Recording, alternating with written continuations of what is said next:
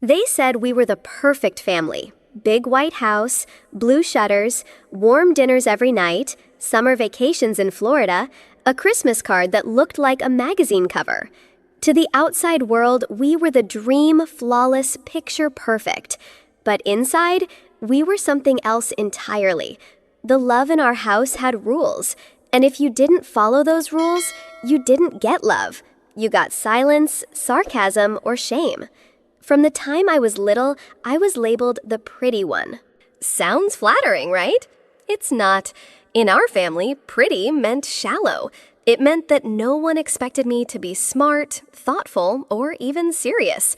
It meant I was decoration. Emma, my younger sister, was the smart one.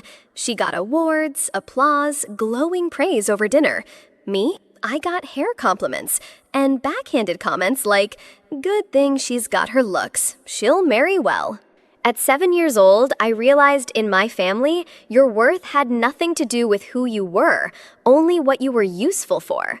And I was useful as long as I stayed quiet, smiled for photos, and didn't shine too brightly next to Emma.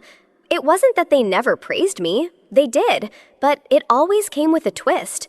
Like the time I got a full scholarship to college, something I worked for, studied for, lost sleep over, and my dad just said, "Well, good thing she's got those cheekbones."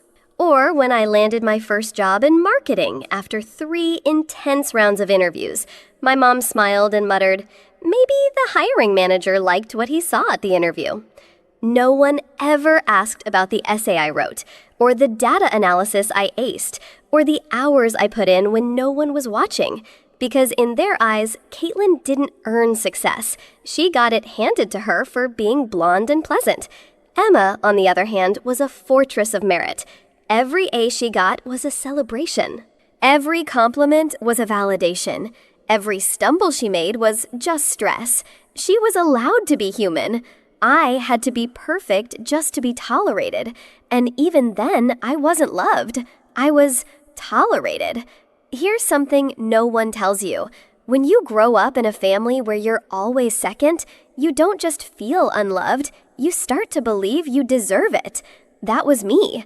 I wasn't just ignored, I was erased quietly. If something went wrong in the house, somehow I was the cause. If Emma was upset, I must have triggered it. If Mom looked tired, I must have been too needy. If Dad didn't speak to me at dinner, I probably disappointed him again. That's what being the family scapegoat does to you. It rewires your brain. You learn to anticipate rejection before it happens. You shrink before someone asks you to. You apologize just for existing too loudly. But here's the catch. When you live that way long enough, something dangerous starts to grow underneath. A quiet rage, a memory for every slight, a strength that doesn't scream but watches, learns, waits. And that's what I became. I didn't know it yet, but I was no longer just the pretty girl they overlooked. I was the storm they were training without even realizing it. When Emma got engaged, the world stopped spinning. Not literally, of course. But in our house, time, space, air, everything rearranged itself around her left hand and that diamond. Jackson was her fiancé. Tall, Ivy League, came from old money, worked at a law firm where people wore suits worth more than my rent. He was every parent's dream, and he made Emma look like a queen. So naturally, my parents lost their minds. Suddenly, the daughter they had always adored became a national treasure. My mom cried over the ring like it was the crown jewels. My dad shook Jackson's hand like he'd just saved the family name. And me, I became background noise, invisible, forgotten, like a supporting actress in a movie I didn't audition for. Even when I offered to help design the invitations, set up the engagement party, lend a hand with anything, my mother smiled and said, "That's sweet, Caitlin, but this is Emma's moment." That moment, it never ended. They didn't say the words out loud. No one ever said, "Hey, Caitlin, can you dress uglier?" or "Try not to look too alive." But the message was clear. The first time it happened was at the engagement party. I wore a simple black dress. Classic, modest, not flashy, just me. When I came down the stairs, my mom gave me a once-over, then a smile that never reached her eyes. "Maybe try something softer next time," she said. "Emma's wearing blush tones. You don't want to compete." Compete? I was just trying to show up. At the bridal shower, Emma's future mother-in-law, Catherine, walked over and complimented the table decor I'd arranged. "These flowers are gorgeous. Did you do this, Caitlin?" I smiled proud. "Yeah, just something simple." Catherine beamed. "You have a real eye for beauty. You should have been a designer." I felt warm for a moment, until I caught Emma's face across the room, tight, unreadable, her smile frozen in place. 10 minutes later, I found her crying in the bathroom. "You just couldn't help yourself, could you?" she sobbed. "You had to make it your moment." What moment? I had used dollar store vases and grocery store flowers. But to Emma, my presence was a threat. Not because I tried to shine, but because even when I didn't, I still somehow did. So the rules changed. At every event after that, I was assigned a role. The muted bridesmaid, the background blur. "Try this dress. It's one size bigger, more flowy." "Let's go with natural makeup for you." Less is more. "Could you stand in the back row for this photo?"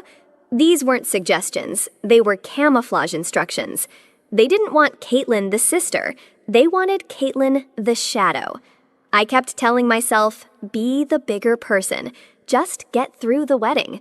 So I smiled. I helped with the decorations. I held my tongue when the bridesmaids joked about Emma being the only real beauty in the family. I stayed silent. But silence doesn't protect you in families like mine. It only makes you easier to cut. At the engagement party, I overheard my mother and Aunt Judith whispering in the kitchen. "Caitlin's trying to behave," Aunt Judith said, "but you know how men always look at her." My mother sighed. "Emma deserves one day where she doesn't feel second best." I stood on the other side of the wall carrying a tray of cupcakes, my hands trembling. At the bachelorette party, one of Emma's college friends cornered me near the bar. "Hey, Caitlin. You're Emma's sister, right?" I nodded. "We always heard you were the hot one. But honestly, you're not even trying tonight. Good for you." She laughed and walked away. Like that was supposed to be a compliment? Even at the dress fitting, when I finally found a bridesmaid gown that almost felt right, Emma stepped out of her dressing room and looked me up and down. "That one hugs your waist a little too much. Try the one in the next size up." I didn't argue. I nodded and changed. Because that's what I'd been taught. Keep the peace, swallow the shame, disappear gracefully. But what they didn't know was that every quiet moment, every fake smile, every whisper I pretended not to hear was being stored, like raindrops in a dam. And eventually, that dam was going to break. Something brushed my cheek. Soft, unfamiliar, wrong. Still half asleep, I reached up and felt it. Hair, long strands, detached, cold, on my pillow. I bolted upright, heart slamming against my ribs. And what I saw, I will never forget it. My mother, standing at the foot of my bed, holding scissors, smiling. At her feet, scattered like fallen leaves, were chunks of my blonde hair. Dozens, maybe hundreds, all severed, all mine. "Mom?" I choked. What did you do?" She didn't flinch, didn't look away. "What needed to be done," she said calmly. "This is justice for Emma." Those 5 words hit me harder than the cold metal ever could. Justice. What crime had I committed? Waking up with the wrong face? Being born with the wrong hair? I stumbled out of bed and ran to the mirror. What I saw didn't look human, not fully. My hair had been hacked in patches, uneven, raw, humiliating. Some spots were shaved down to skin, others dangled like torn fabric. It wasn't a haircut, it was punishment. I turned back toward her. Tears blurred my vision. "Why would you do this to me?" My father appeared in the doorway. He looked, and he did nothing, just stood there, arms crossed, and said, Maybe now people will stop comparing you to Emma. That's when it clicked. This wasn't about a wedding. This was about erasing me, silencing me, so my sister could feel taller by cutting me down to the root. I grabbed my phone, or tried to. It wasn't on the nightstand, or under the sheets, or anywhere. My charger was unplugged. My purse was gone. Even my makeup bag had vanished. Panic set in. I ran into the hallway, hair falling in tufts as I moved. "Where's my phone?" I yelled. My mother, still calm, replied from the kitchen, "It's somewhere safe. You're not calling anyone. You're not going to ruin this for Emma with your drama." Drama? She mutilated me in my sleep, and now I was the dramatic one? I backed into the bathroom and locked the door. The mirror mocked me. The silence screamed louder than any fight ever could. And then came the knock.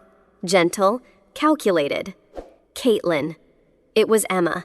For a second, my heart stupidly hoped maybe she didn't know. Maybe she'd be horrified. Maybe she'd fight for me. I cracked the door open. She gasped. "Oh my God," she whispered. "What happened to your hair?" Her tone was soft. Her eyes, not horror, not concern, but satisfaction, like a hunger had just been fed. "Mom," I said coldly. "She did it." Emma paused. A flicker of guilt, then a shrug.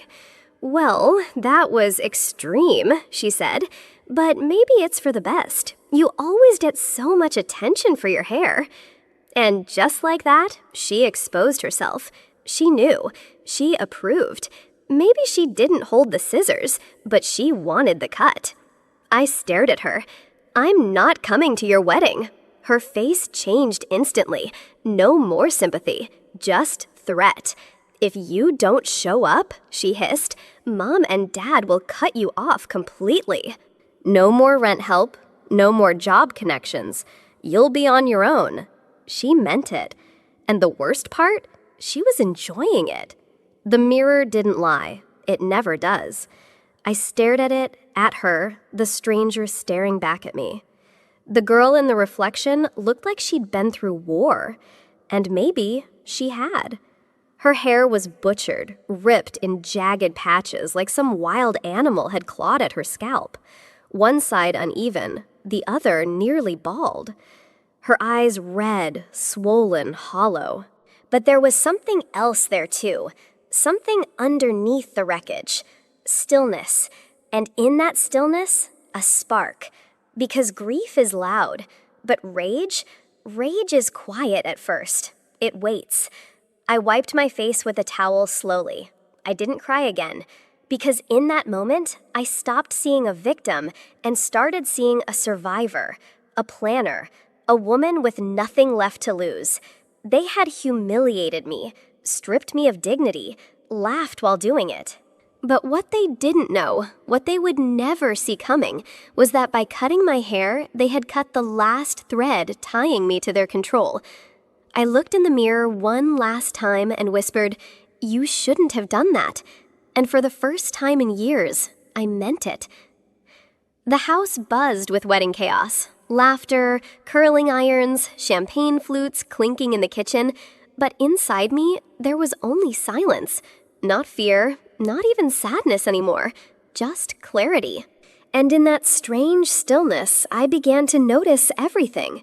What time the makeup artist would arrive, where the gift table would be, who had access to the bridal suite. I started paying attention, really paying attention. And that's when Mark found me, Emma, soon-to-be brother-in-law. He was standing by the back porch, holding a drink, watching the storm of pre-wedding energy whirl around him. "You okay?" he asked. It was the first time anyone had asked me that in days. I nodded. But something in my face must have told him the truth, because he didn't smile, he didn't joke.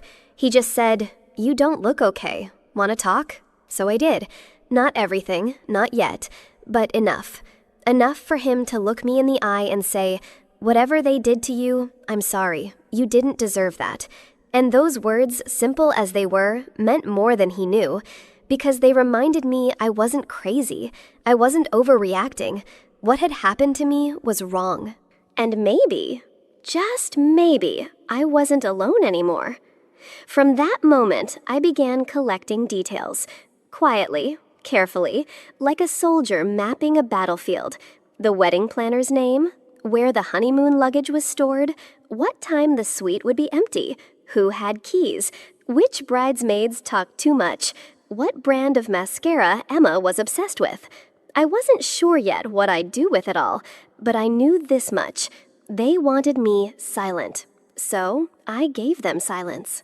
But it wouldn't last forever. Revenge doesn't always wear black. Sometimes it comes dressed in pink lace and a smug little smile. The night before the wedding, while everyone was drunk on champagne and self-congratulation, I moved. Quietly, precisely. Step 1.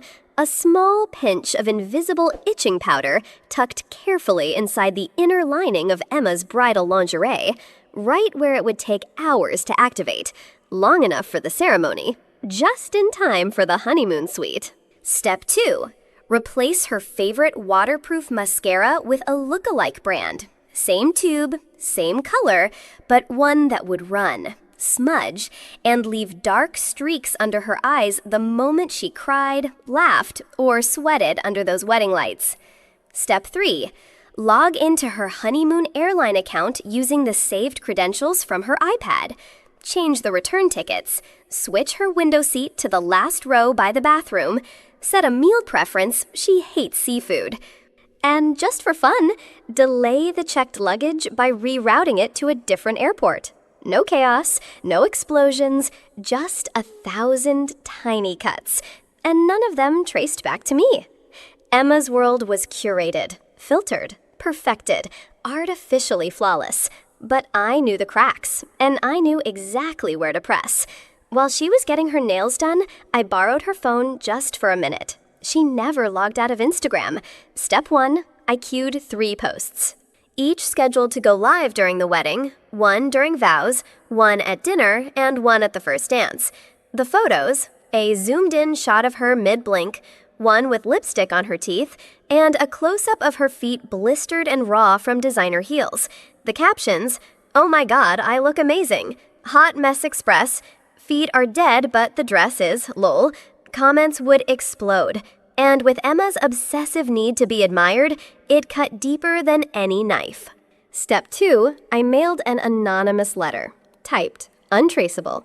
It was addressed to the HR department of Emma's luxury real estate firm. Inside proof, screenshots, archived PDFs, a copy of her actual college transcript, not the fake one she showed during hiring. The letter ended with one line: "You might want to recheck the resume of your top agent." I didn't sign it. I didn't need to. Some bombs go off quietly, but the damage still spreads. Weddings are supposed to be sacred, but some churches echo with whispers louder than prayers. As guests arrived, draped in florals, heels clicking, perfume thick in the air, I felt it. The stares, the tilted smiles, the pity that's worse than cruelty. In every photo, I was pushed just a little to the side, out of center, out of focus, out of frame. My father called it bad lighting. My mother said I was being dramatic, but I knew better. Behind me, the whispers sharpened. "Did you hear? She chopped her own hair off. Poor thing, must be having a breakdown. I heard Emma caught her trying on the wedding dress. Can you imagine?"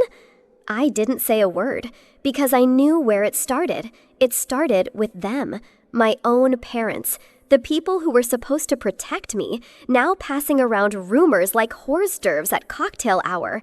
Caitlin's unstable. She's jealous. She always needs attention. It was like I had become their family sacrifice, polished lies plated up for social consumption. And yet, through the noise, I felt no shame, no embarrassment, because I had something they didn't: truth.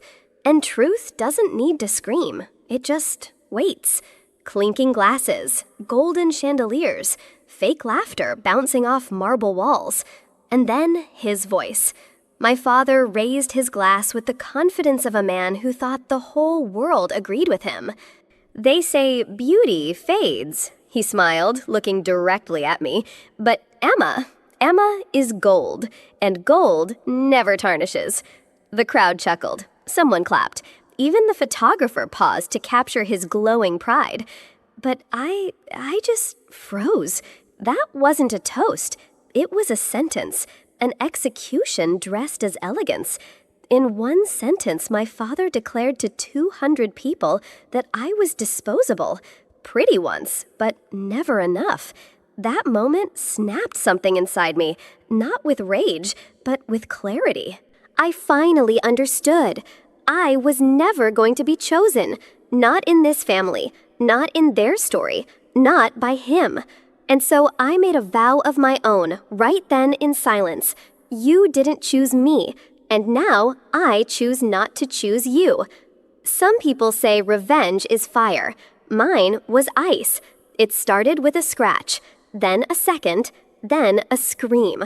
Emma's honeymoon suite at the 5-star Lancaster Hotel was lit with soft champagne-colored light, but inside, panic. She was clawing at her skin like it was on fire. The silk robe she'd worn just hours ago now tossed across the marble floor, soaked with sweat. "Something's wrong," she cried. "It burns! It freaking burns!" Her groom, Chase, stood dumbfounded, holding calamine lotion, no clue what to do. Then came the knock on the door. "Sir, I'm sorry, but your flight to Maldives, it's departed." Cue meltdown #2. Followed by meltdown #3 when the front desk informed them their priority-tagged honeymoon luggage was accidentally sent to Iceland. And just as she tried to call her assistant, Instagram blew up. Thousands of views. The 3 scheduled posts had gone live like clockwork, one during the vows, one during the reception, one at midnight. The captions were a joke, the photos were worse. People laughed, shared, screenshotted. Emma, queen of curated perfection, had become the internet's favorite meme. And through it all, I sat in my quiet little room. No scratches, no missing luggage, no screaming, just tea and peace. It started with a text, a quiet message from the hairstylist who did Emma's bridal trial. "Hey, I just wanted to say I saw what happened, and I heard what your mom said about your hair. You didn't deserve that. I'm sorry." That message was the match. Within days, it wasn't just whispers anymore. The makeup artist confirmed it, the wedding planner noticed it, even the florist said, "That poor girl was treated like a shadow." And just like that, the narrative began to shift. People started to talk, but not about Emma's dress, not about the luxurious venue, not about the drama of the missing honeymoon. They talked about me. Caitlin, the older sister, the one with the chopped hair, who still showed up with grace. And then came the photos, unedited, unfiltered. A behind-the-scenes clip from the wedding surfaced where I flinched as Emma brushed past me smirking. Someone reposted it with the caption, "She didn't deserve that," and it spread. Suddenly, I wasn't the girl with the breakdown. I was the girl who endured. And quietly, softly, the world started to see the truth. The first text came at 7:42 a.m. "We didn't mean to hurt you. Let's talk." Then a call. Then another. Then silence. Not from them, from me, because this time I had nothing left to explain. I watched as unread messages piled up. My mother's voice in a voicemail, suddenly soft, suddenly trembling. "You know how families are, things just happen, but you're still our Caitlin." Our Caitlin? As if they ever let me belong. My father sent a link to a family photo album. Emma liked one of my old Instagram posts as if a heart emoji could glue back everything they shattered, but I didn't reply. I didn't block them. I didn't scream or threaten. I just chose silence. And silence, it screamed louder than anything I'd ever said. Seattle didn't welcome me with fireworks. It welcomed me with rain, a soft, constant drizzle that seemed to say, "You can cry here. You're safe." I rented a small apartment near the water, nothing fancy, but every item inside was mine, chosen by me, paid for by me, untouched by ghosts. And then there was Mark, kind, observant.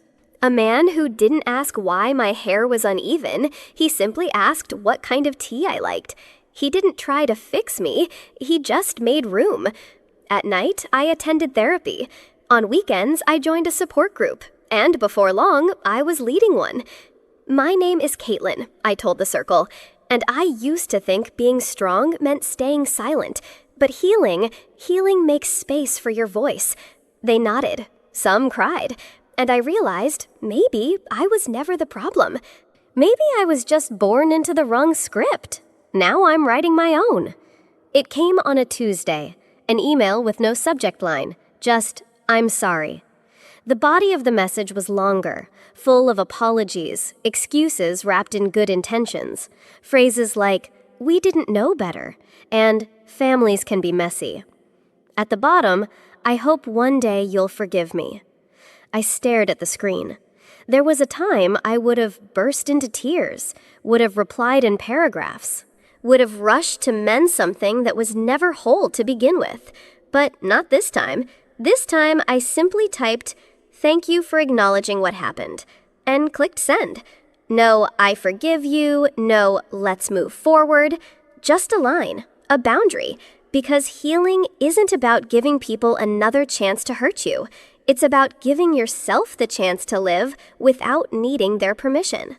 The mirror was kinder this time. No tears, no shaking hands. No wondering if I'd ever be enough.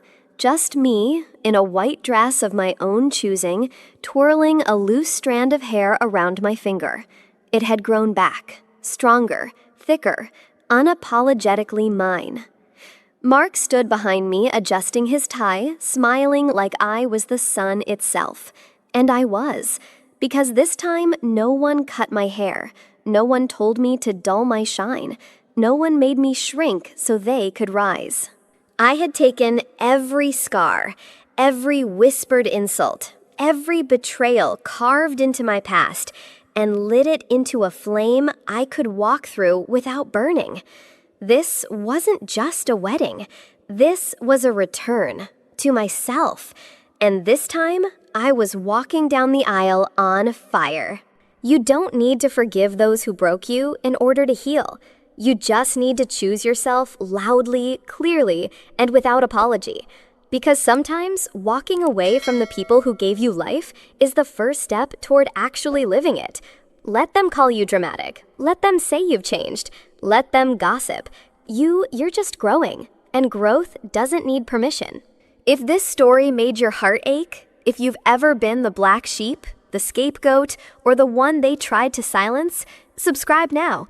Because here, your story matters. Your voice matters. You matter.